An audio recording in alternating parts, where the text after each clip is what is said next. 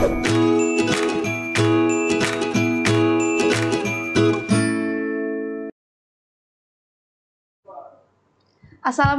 warahmatullahi wabarakatuh. Halo intelektualis, gimana nih kabarnya? Jumpa lagi bareng aku Mitra di Kampus Zone.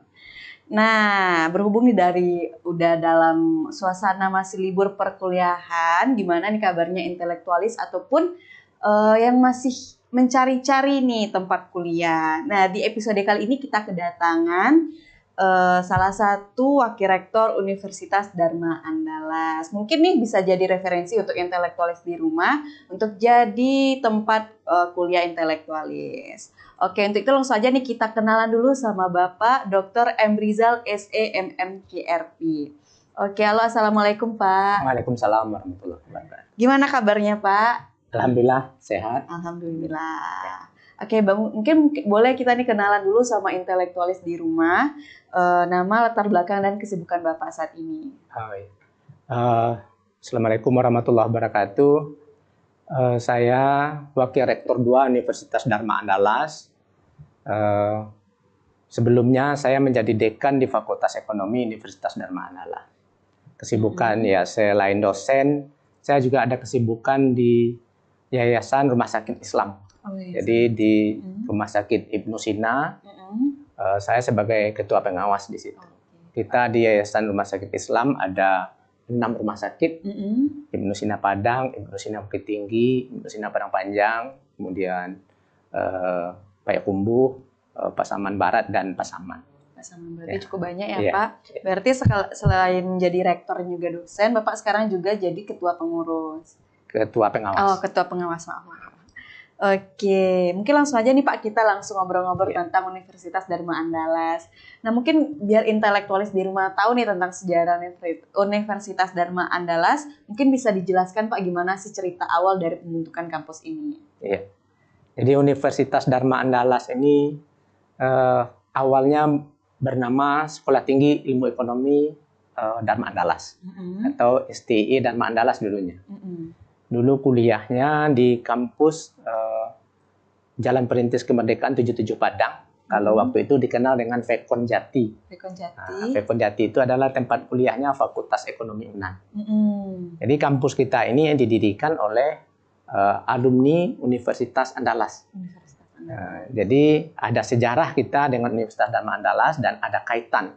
Jadi kita boleh dibilang adiknya Universitas Andalas. Sehingganya pada tahun 92 itu dibentuk Yayasan Pendidikan Dharma Andalas oleh para alumni dan para dosen UNAN. Dan tahun 92 keluarlah SK tentang pendirian Sekolah Tinggi Ilmu Ekonomi Dharma Andalas dengan program studi manajemen dan akuntansi. Nah, pada tahun 2014 Sekolah Tinggi Ilmu Ekonomi ini berubah menjadi universitas. Ya Pak. Seiring dengan perubahan itu, maka program studi yang ada di STI yang sebelumnya adalah ekonomi dan bertambah. Jadi kita sekarang punya 3 fakultas. Ada Fakultas Farmasi, Sains dan Teknologi, kemudian Fakultas Sosial dan Humaniora, dan Fakultas Ekonomi itu sendiri sebagai fakultas yang tertua. Nah, kita di Fakultas Ekonomi ada program D3 Manajemen, S1 Manajemen. Di Fakultas Ekonomi juga ada D3 Akuntansi dan S1 Akuntansi dan program S2 Manajemen. Udah ada S2 juga sudah ya Pak? Ada S2 Manajemen, Magister Manajemen. Nah, di Fakultas Farmasi kita ada program studi farmasi, program studi teknik sipil, teknik mesin, teknik teknologi industri pertanian, dan matematika. Kemudian di Fakultas Hukum kita ada Fakultas Hukum, Prodi Hukum, Prodi Sosial Humanioranya ada Sastra Inggris, dan juga ada Ilmu Komunikasi di situ. Berarti sudah cukup lengkap ya Pak? Cukup lengkap. Dengan sudah 31 tahun ya Pak, berdiri Universitas Dharma Andalas dari sebelumnya adalah dari STIE dengan dibentuk oleh alumnus dari Universitas Andalas. Oke Pak. Nah, boleh tahu nih Pak, dari kan kita udah Bapak udah jelasin tentang fakultas-fakultas yang ada di Unida. Mungkin boleh jelasin nih Pak, gimana sih fasilitas belajar yang disediakan oleh kampus biar intelektualis di rumah jadi tahu. Nah, seperti yang saya ceritakan tadi, dulunya kita ketika masih di STI, kita kuliahnya di Vekon. Di Vekon. Nah, di kampus Unan yang dulu dipakai oleh Fakultas Ekonomi di Jati. Kemudian kita sudah memiliki gedung sendiri. Sekarang itu kita kampusnya di Sawahan 103 atau di depan Pasar Simpang Haru. Nah, di situ kita punya 3 gedung, ada gedung A, ada gedung B, ada gedung C. Jadi gedung kita itu sampai 4 lantai. Nah, ya. Kemudian fasilitas, kalau di gedung kita itu semua ruang kuliah, semua lab kita itu full AC. Full AC. Nah, kemudian proses perkuliahan pun di kelas kita tidak lagi menggunakan Infocus. Kita sudah menggunakan Smart TV. Smart TV ya. Jadi kalau dosen ingin misalnya melihat contoh bagaimana perkembangan industri melalui YouTube, itu bisa dibuka YouTube-nya langsung. Jadi kita teknologi pembelajaran kita sudah kita update dan sesuai dengan perkembangan sekarang. Kemudian juga kita mempunyai lab di semua prodi yang bisa digunakan untuk mahasiswa kita praktek. Punya workshop untuk keteknikan. Kemudian juga kita untuk di Fakultas Ekonomi itu kita punya bank mini. Oh, punya bank juga ya Pak untuk di Fakultas Ekonomi. Nah, boleh dijelasin nih Pak, gimana konsep bank mininya? Bank mini ini setahu saya di Sumatera Barat hanya satu PTS kita yang punya bank mini. Jadi di bank mini ini adalah praktek mahasiswa dari Fakultas Ekonomi. Jadi bank mini itu memang bagaimana operasional bank itu dilaksanakan di situ. Jadi ada juga tabungannya, ada juga pembiayaannya, kemudian juga kalau kita mau menyimpan uang bisa, menarik uang bisa di situ. Nah, jadi itu menjadi tempat praktek bagi mahasiswa kita. Bagi mahasiswa. Mahasiswa bisa nabung di sana, bisa bertransaksi di sana ya Pak. Nah, jadi dalam mata kuliah yang terkait perbankan, dia prakteknya di sana. Nah, jadi mahasiswa selain dia magang di luar, dia juga punya fasilitas magang di bank mini ini. Di bank mini ya Pak. Dan itu adalah bank mini pertama di Sumatera Barat ya Pak untuk PTS. Dan setahu saya sampai sekarang belum ada PTS lain yang punya bank mini itu. Berarti cukup lengkap lah ya untuk fasilitas dari Universitas Dharma Andalas ini, intelektualis. Nah, jadi mungkin saya tambahkan juga selain ini, selain fasilitas gedung yang saya sebutkan tadi, kita ada gedung A, gedung B, dan gedung C sampai lantai 4. Kita juga mencanangkan sekarang, yayasan sudah merencanakan untuk membangun tower 13 lantai yang kita mulai pada tahun ini. Nah, tahun ini kita mulai pembangunannya, ya mudah-mudahan bisa selesai dalam waktu dekat. Amin. Kalau boleh tahu itu di mana tuh ya Pak lokasinya Pak? Lokasinya masih di kampus yang sama di Simpang Haru di Jalan Sawan 103. Masih di lokasi kampus ya Pak. Oke, nah kalau boleh tahu visi misi dari kampus ini apa sih Pak? Dari sebelumnya adalah STI tentunya masih di dalam ilmu ekonomi, kemudian berubah menjadi Universitas Dharma Andalas. Kalau visi kita itu menjadi kampus yang unggul di bidang ilmu pengetahuan dan teknologi. Karena kita tahu sekarang perkembangan teknologi itu sangat cepat, maka kampus kita itu memang ingin menjadi yang terdepan dalam menselaraskan perkembangan teknologi di luar dengan fasilitas-fasilitas kita. Nah, sehingga kita selalu memfasilitasi mahasiswa-mahasiswa kita untuk menggunakan peralatan praktek yang update. Ya Pak. Apalagi sekarang udah makin maju, AI sudah makin berkembang sekali ya Pak. Jadi harus dibarengi dengan fasilitas kampus yang tentunya sangat mendukung mahasiswa. Oke Pak, mungkin nanti kita bakalan lebih jelas, ngobrol lebih dalam lagi tentang Universitas Dharma Andalas. Kita break dulu ya Pak. Untuk itu intelektualis, jangan lupa terus pantengin kita, aku dan juga Pak Amrizal di Kampus Zone.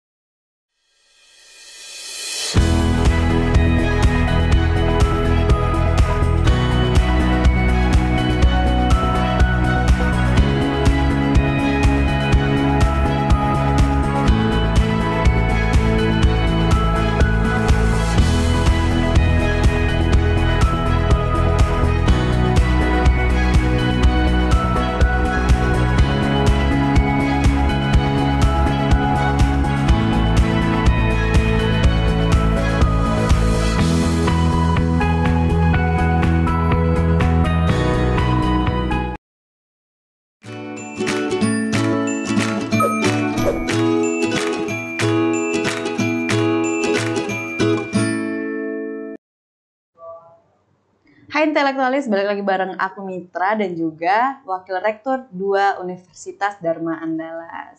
Nah, kita tadi udah ngobrolin tentang sejarah dari Universitas Dharma Andalas, fasilitas, jurusan, dan juga visi misi dari Universitas Dharma Andalas. Nah, di segmen kali ini kita akan membahas lebih dalam lagi nih intelektualis tentang Universitas Dharma Andalas. Mungkin boleh nih Pak diceritain gimana sih proses Unida ini dari STIE Dharma Andalas menjadi Universitas Dharma Andalas. Karena tadi kan baru cuplikannya aja Pak. Mungkin bisa dijelaskan lebih dalam lagi. Ya. Jadi sebelumnya kan kampus kita ini bernama STIE Dharma Andalas. Ya. Namun sesuai dengan perkembangan zaman, tuntutan masyarakat, kita membuka program studi lain. Nah, karena kita membuka program studi lain di luar ekonomi, maka serta-merta status perguruan tinggi kita dari sekolah tinggi menjadi universitas. Nah, kita dengan sudah menjadi universitas, kita mempunyai 3 fakultas. Ada yang fakultas farmasi, sains dan teknologi, yang terdiri dari program studi farmasi, kemudian program studi teknik mesin, program studi teknik sipil, kemudian program studi teknik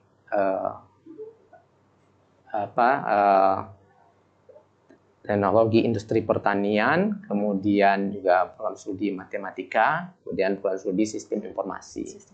Kita punya 6 program studi di farmasi, kemudian di fakultas sosial dan fakultas hukum sosial dan humaniora itu ada prodi hukum, prodi ilmu komunikasi, dan prodi sastra Inggris. Sastra Inggris. Ya.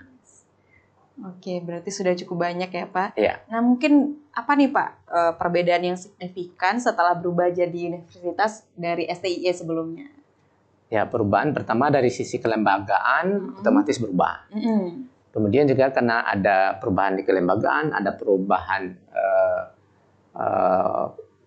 ada tambahan fakultas, jadi kita juga menambah fasilitas. Nah, kita juga meningkatkan fasilitas kita sesuai dengan tuntutan dari masyarakat. Nah, masyarakat sekarang kan kalau mau kuliah itu mau yang nyaman, kemudian suasananya enak, makanya kita dari sisi fasilitasnya ya kita juga berubah, ditingkatkan. Ya. Kemudian juga dosen-dosennya juga kita tingkatkan kualitasnya. Kalau di awal berdirinya STIE mungkin dosen-dosennya masih S2, yang dosen yayasan. Nah sekarang dosennya sudah banyak yang dokter. Sudah banyak yang dokter ya Pak. Selain dosen UNAN sendiri yang juga mengajar di tempat kita. Iya, berarti cukup banyak ya dosen UNAN yang mengajar di Universitas Dharma Andalas karena memang Unida ini adalah terbentuk dari Universitas Andalas. Oh, Universitas Andalas ya Pak. Oke, nah mungkin boleh di-spill nih Pak untuk intelektualis di rumah, apa aja sih program dari Universitas Dharma Andalas ini Pak? Kalau program kita banyak sebenarnya. Program kalau terkait dengan tuntutan dari kementerian sekarang itu ada MBKM. Iya, MBKM. Program MBKM itu kita juga mengikuti hampir semua program MBKM. Ada kampus mengajar, ada program mahasiswa merdeka, kemudian ada program magang studi independen bersertifikat (MSIB). Dan semua mahasiswa kita umumnya antusias untuk ikut. Antusias sekali ya Pak. Nah, sehingga dia mahasiswa kita itu selain dia kuliah di Universitas Dharma Andalas, mereka banyak juga yang ikut kuliah di perguruan tinggi lain. Perguruan tinggi lain, karena ada pertukaran. Ada pertukaran, bukan pertukaran, dia ikut kuliah di sana. Jadi kuliah di UNPAD 1 semester, atau di Universitas Pancasila, dan berbagai perguruan tinggi yang ada di Jawa, termasuk juga ada dari Universitas Trunojoyo Madura, kemudian juga ada perguruan tinggi di Bali.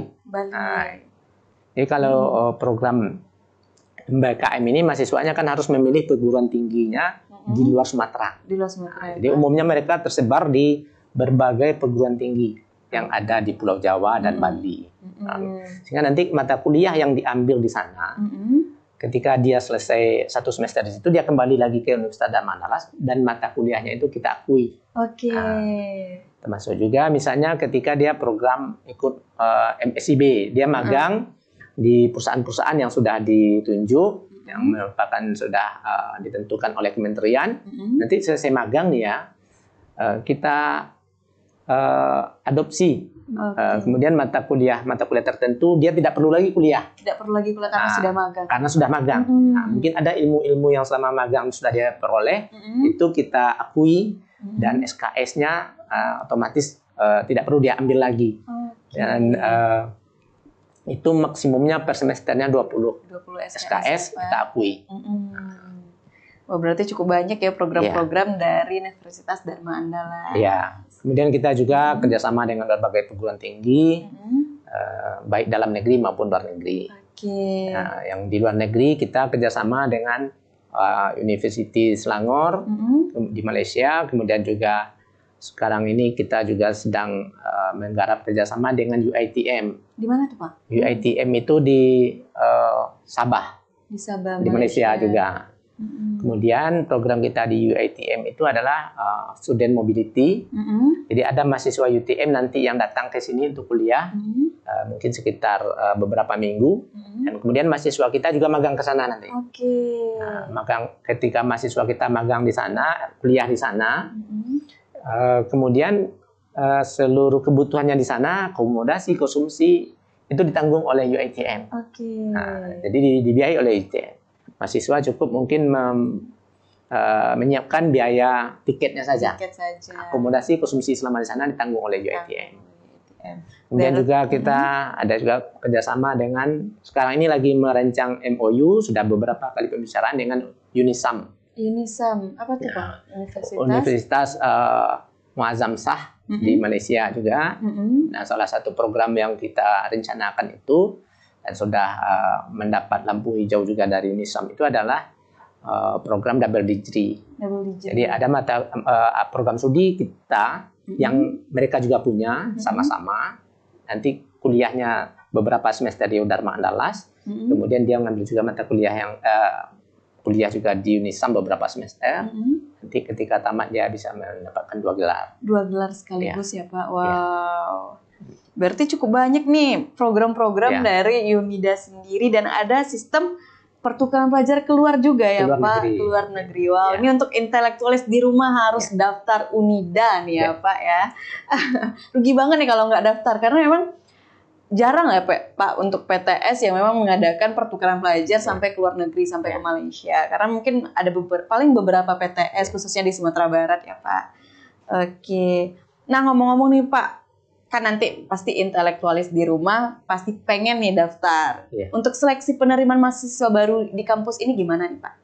Kita ada beberapa sistem seleksi.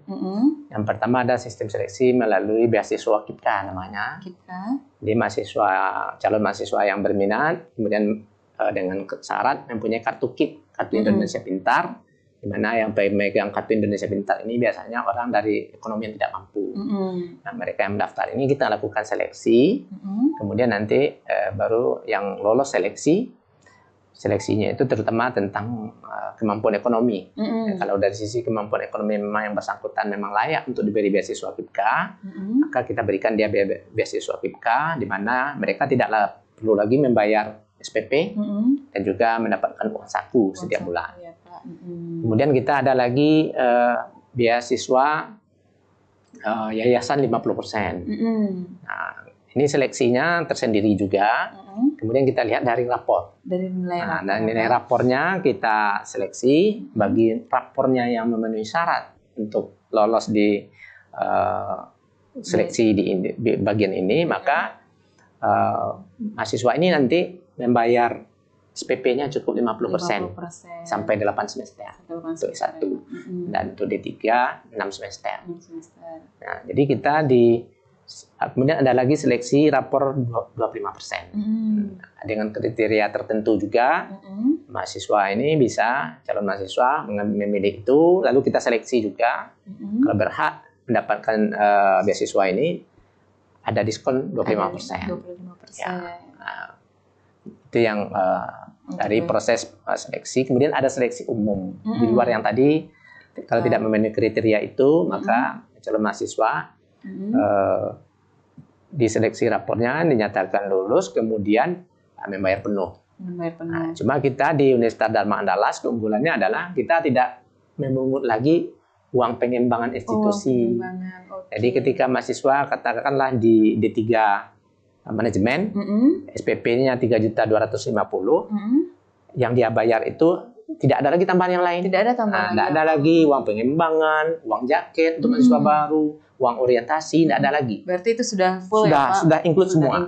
Nah, berbeda mungkin di PTS lain, selain SPP dibayar di semester 1 itu, ada uang pengembangan institusi, dicicil untuk sekian semester, ada uang jaket, ada uang orientasi mahasiswa baru. Kalau kita tidak ada. Ada ya Pak, sudah include semuanya. Sudah include. Jadi kalau dibandingkan dengan PTS lain sebenarnya SPP kita jauh lebih murah. Jauh lebih murah. Betul. Dan juga banyak juga menyediakan beasiswa ya Pak, dari beasiswa full KIPK.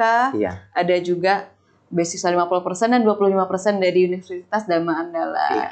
Dan selain itu beasiswa yang lainnya juga kita dari Bank Nagari. Kita selalu dapat beasiswa dari Bank Nagari untuk mahasiswa yang memang sudah kuliah. Kalau tadi yang calon mahasiswa diseleksi, kalau ini mahasiswa yang sudah kuliah, kita seleksi sesuai dengan kuota yang ada. Maka ada yang Bank Nagari, kemudian ada juga beasiswa BI. Bank Indonesia. Bank Indonesia. Bank Indonesia ini hanya perguruan tinggi negeri biasanya yang mendapat beasiswa ini. Tapi di Sumber, setahu saya ada 2 PTS yang mendapatkan beasiswa dari Bank Indonesia. Nah, salah satunya adalah Universitas Dharma Andalas. Dan insya Allah setiap tahun kita mendapatkan beasiswa dari Bank Indonesia ini untuk mahasiswa kita. Kemudian kita juga ada beasiswa dari Basnas. Kalau Basnas sesuai dengan sumber dananya dari zakat dan infak, itu memang kriterianya untuk mahasiswa tidak mampu. Nah, setiap tahun Dharma Andalas juga dapat beasiswa dari Basnas Provinsi Sumatera Barat. Kemudian ada beasiswa lain termasuk dari Pelindo, dari Semen Padang, dari Bank BRI, dan berbagai instansi lain. Oke, berarti cukup banyak nih ya Kak, ya Pak, beasiswa-beasiswa yang tersedia di Universitas Dharma Andalas, baik bagi intelektualis yang pengen daftar sekarang ataupun memang sudah kuliah. Oke. Nah nih Pak, apakah kampus ini memiliki koneksi dengan perusahaan atau institusi lain yang dapat membantu mahasiswa dalam mencari pekerjaan setelah lulus? Ya, kita bekerja sama dengan berbagai perusahaan, sehingga nanti ketika mahasiswa kita tamat, kita sudah punya jaringan-jaringan yang bisa menampung alumni kita. Termasuk seperti yang saya ceritakan tadi, ada alumni kita di Bank Indonesia. Pak. Dan cukup banyak juga di Bank Nagari.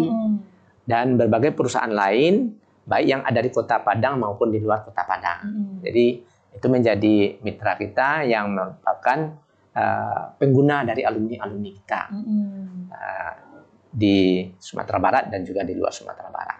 Oke, berarti nih cukup untuk prospek kedepannya cukup menjanjikan ya Pak untuk berkuliah di kampus Universitas Dharma Andalas. Nah Pak, untuk yang terakhir nih di segmen kali ini mungkin boleh di-spill nih Pak, sampai kapan sih pendaftaran untuk mahasiswa baru di Unida? Kalau untuk pendaftaran mahasiswa baru kita sampai September.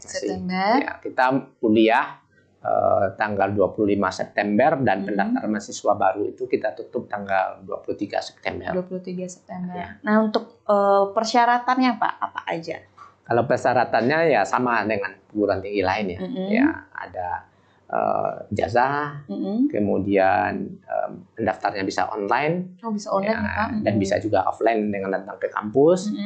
Kemudian membayar uang pendaftaran, kemudian setelah mendapatkan akun melalui online dengan membayar uang pendaftaran, bisa melakukan pendaftaran ulang dan membayar SPP-nya melalui virtual account bagi yang mendaftar online, dan bisa juga membayar di kampus bagi yang datang ke kampus. Bagi yang offline ya Pak. Oke, berarti cukup mudah ya untuk mendaftar dari Unida sendiri karena udah tersedia untuk online ya Pak. Oke, untuk itu intelektualis, jangan lupa terus pantengin kita Kampus Zone bareng Bapak M. Rizal dari Universitas Dharma Andalas.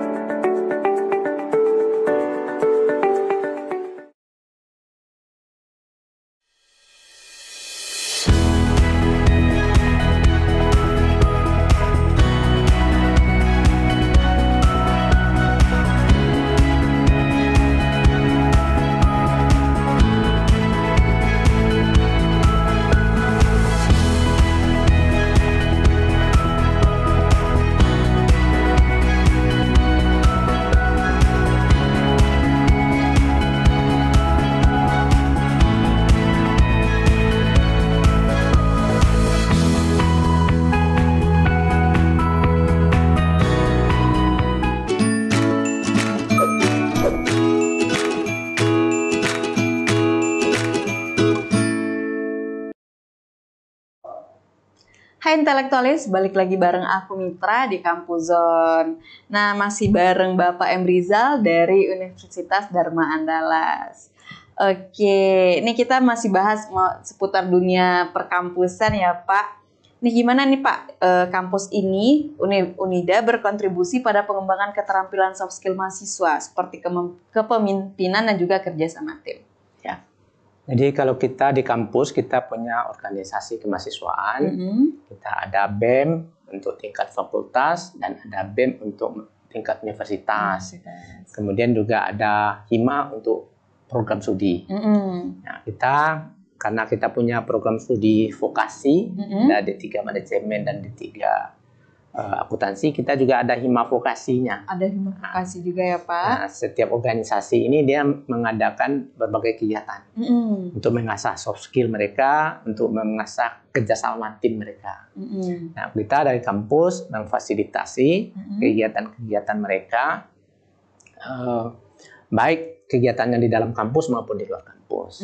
Nah, kalau di dalam kampus, masing-masing unit kegiatan mahasiswa ini kita berikan fasilitas dana untuk mensupport kegiatan mereka. Dan ketika mereka mengikuti kegiatan di luar, kita juga bantu dananya. Termasuk kalau yang suka olahraga futsal, beberapa bulan yang lalu pergi bertanding ke Bandung, pertandingan futsal yang diadakan oleh Telkom University. Nah, mereka pergi ke sana ya kita bantu biayanya dan mereka juga masuk di semifinal di situ. Ya, untuk Sumatera kampus kita yang masuk di semifinal. Nah, dan biayanya kita bantu dan untuk mereka aktif di kegiatan-kegiatan. Berarti kampus cukup berkontribusi untuk mensupport mahasiswa ya Pak dalam pengembangan bukan hanya dari segi akademik saja, tapi juga non akademik. Iya.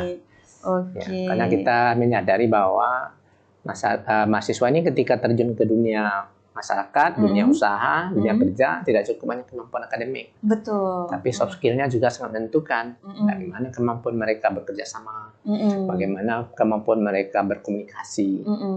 Kalau dia pintar tapi tidak bisa kerjasama, juga nggak bisa kerja. Iya, betul-betul ya Pak. Kalau dia pintar, kemampuan berkomunikasi nggak ada, juga nggak bisa. Jadi mereka harus memenuhi kedua-duanya. Secara akademik bagus dan soft skill juga punya. Nah, jadi balance ya Pak. Iya. Dan kampus alhamdulillah memfasilitasi itu semua. Iya.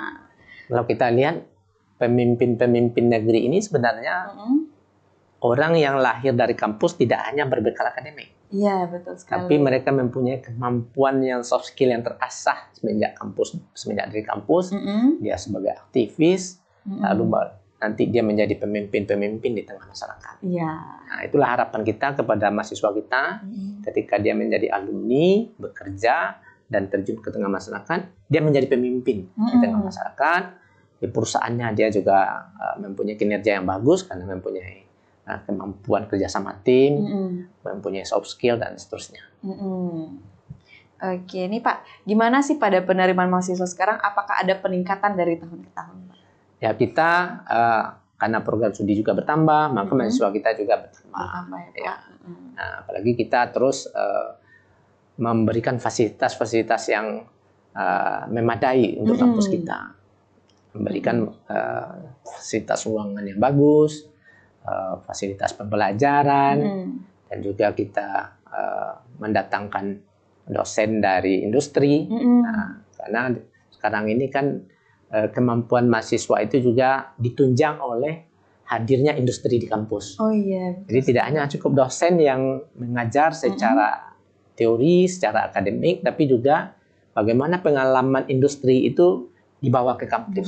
Nah, kita mendatangkan industri, baik kuliah di mata kuliah tertentu maupun berupa kuliah umum. Oke.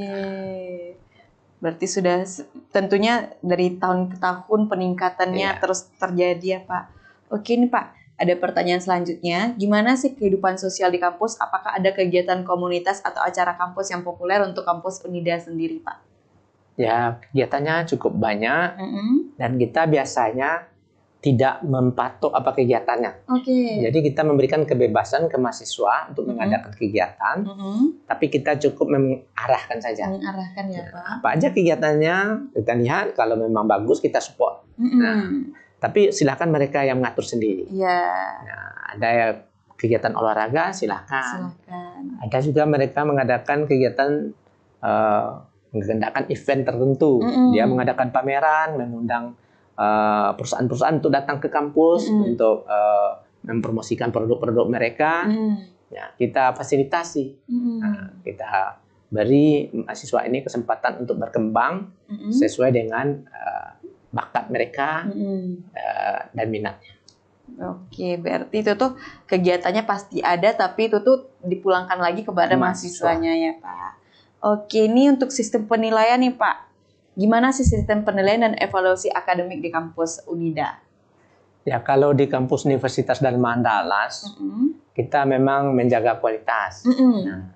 Nah, sekarang ini sejalan dengan kondisi di masyarakat yang sudah bebas dari COVID, kita sudah melaksanakan perkuliahan itu offline. Oh, sudah offline. Nah, dengan offline kita bisa mengatakan bahwa proses PBM-nya itu lebih terjamin ya. Karena dengan sistem online kita agak sulit memastikan kualitas. Betul sekali. Nah, dengan kuliah sekarang kita sudah mengadakan kuliah offline, walaupun misalnya dari kementerian itu masih ada ruang untuk boleh kuliah online. Tapi kita memaksimalkan perkuliahan itu dengan offline, kemudian nanti ada tugas, kemudian ada ujian tengah semester dan ujian akhir semester. Bahkan untuk prodi D3 yang merupakan prodi vokasi itu, penilaian dosen itu tidak serta-merta menjadi nilai mahasiswa, tapi kita melakukan ada namanya yudisium. Yudisium ya Pak. Jadi yudisium itu dosen itu harus mempertanggungjawabkan nilai yang diberikan kepada mahasiswa. Jadi tidak bisa serta-merta dosen mengatakan bahwa nilai anak ini gagal. Di dalam rapat yudisium dia harus bisa mempertanggungjawabkan. Kenapa anak ini gagal? Bagaimana kronologisnya? Mana rekodnya? Betul enggak anak ini enggak pernah membuat tugas? Betul enggak nilai anak ini UTS-nya rendah, UAS-nya rendah? Jadi tidak akan bisa dosen itu semena-mena memberikan nilai kepada mahasiswa. Iya, betul. Nah, karena ada kontrol dari pimpinan melalui rapat yudisium. Oke, berarti disitulah dari evaluasi akademiknya ya Pak. Dan rapat bisa saja merubah nilai. Kalau misalnya dosen tidak bisa membuktikan bahwa anak ini gagal, dia hanya tiba-tiba kasih saja nilai D misalnya, tapi tidak ada buktinya mana UTS-nya, mana UAS-nya yang menurut dosen itu gagal. Kalau tidak bisa dibuktikan, tidak bisa. Tidak bisa maka nilainya bisa dirubah melalui rapat. Nah, itu yang kita lakukan dalam rapat yudisium namanya. Dalam rapat yudisium ya Pak. Ini Pak, apa sih harapan Bapak ke depannya mengenai kampus Universitas Dharma Andalas ini? Ya, kalau kita kan inginnya kampus ini memang jadi rujukan ya bagi anak-anak muda untuk kuliah, terutama adik-adik kita yang tidak lolos di perguruan tinggi negeri ternama, kemudian ingin melanjutkan studi, maka kita mengharapkan mereka kuliahnya di Universitas Dharma Andalas. Dan kita selalu melakukan perubahan-perubahan ke arah yang lebih baik. Kemudian kita juga fokus menghasilkan alumni-alumni yang berkualitas. Dan kita juga ke depannya itu akan menambah program studi yang memang daya tampung atau daya serap dunia kerjanya banyak. Ya Pak. Dengan demikian kita menambah program studi, tapi tidak menambah pengangguran. Nah, kita harapkan mahasiswa ini nanti tamat, memang mereka langsung terserap di industri. Nah, kita lihat program studi yang memang sangat diminat, sangat banyak lowongannya, itu yang kita buka. Nah, di kedepannya kita akan menambah program studi di Universitas Dharma Andalas. Cukup banyak nih ya Pak, harapannya semoga lekas terlaksana ya Pak. Oke nih, boleh sebelum kita ke pertanyaan terakhir Pak, mungkin boleh sekali lagi nih Pak untuk spill ke intelektualis di rumah, gimana sih cara pendaftaran di Universitas Dharma Andalas? Kalau untuk mendaftar kita ada linknya di spmb.unida.ac.id. Dan bisa mendaftar secara online. Kemudian pembayaran SPP-nya bisa melalui virtual account. Dan bagi yang ingin datang ke kampus juga kita layani secara offline, mendaftar secara manual. Atau juga yang jauh tidak mengalami kesulitan mendaftar secara online, bisa menghubungi kontak person kita dan kita bantu untuk mendaftar. Oke. Kalau boleh tahu alamat kampusnya di mana nih Pak? Biar intelektualis yang pengen langsung daftar ke kampus bisa nih Pak. Ya. Langsung datang. Jadi kampusnya di Jalan Sawahan 103A Padang. Itu tepatnya di depan Pasar Simpang Haru. Di depan pasar. Nah, dan juga dekat dengan stasiun kereta api Simpang Haru. Jadi bagi anak-anak muda tamat SMA yang berasal dari mungkin daerah Pariaman yang merupakan jalur transportasi kereta api, itu bisa saja enggak perlu tinggal di Padang. Iya. Anda naik kereta api pagi dari Pariaman, pas turun kereta api di stasiun langsung sampai di depan kampus. Langsung sampai depan kampus. Ya. Berarti memang lokasi dari UNEDA sendiri ada di tengah kota. Di tengah ya, kota Pak? Dan sangat strategis. Sangat strategis. Oke, ini untuk intelektualis di rumah jangan lupa nih langsung daftar baik online maupun offline karena di UNIDA sendiri memiliki banyak fasilitas, banyak beasiswa juga ya Pak. Ya. Oke, nih Pak untuk pertanyaan terakhir dari Mitra, ada apa sih pesan Bapak untuk mahasiswa sekarang, apalagi untuk mahasiswa atau untuk anak-anak muda yang pengen masuk kuliah nih yang tamat SMA, apa nih pesan Bapak? Ya, untuk kuliah carilah kampus yang memang menghasilkan alumni-alumni yang berkualitas. Tidak hanya sekedar dapat ijazah. Betul. Nah, kalau misalnya kampusnya menghasilkan alumni yang berkualitas dan sudah dikenal di dunia industri, itu menjadi awal yang baik untuk masuk dunia kerja. Betul. Nah, kemudian juga kampus kita ini tidak hanya menghasilkan orang-orang yang akan masuk dunia kerja. Kita juga mengedepankan kampus kita ini menjadi kampus entrepreneur. Jadi tamat dari Universitas Dharma Andalas bisa menjadi wirausaha. Dan kita bekali dia dengan mata kuliah yang mendukung mereka untuk bisa menjadi seorang wirausaha.